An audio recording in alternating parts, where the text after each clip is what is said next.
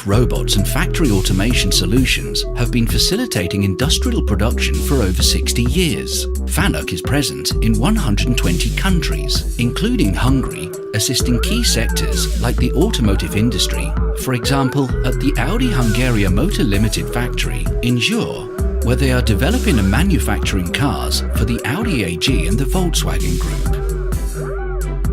Audi Hungary is one of the companies with the largest turnover and export in Hungary, producing 2 million engines and 135,000 cars in 2014. In our experience, Fanuc robots work reliably at our factory. We are constantly improving our production and install robots to reach our targets.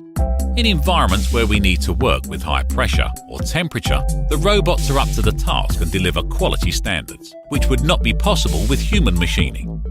Essentially, robots are used for applications too difficult for humans or where rapid machining is required. Our colleagues like working together with robots as they make human work easier by delivering these tasks. It's very important to program these robots correctly because when problems arise, it's usually not the robot that causes them, but improper programming or the lack of maintenance. Regarding this, I'd like to highlight that Fanuc robots are easy to program, dependable, and we have a very good experience with them.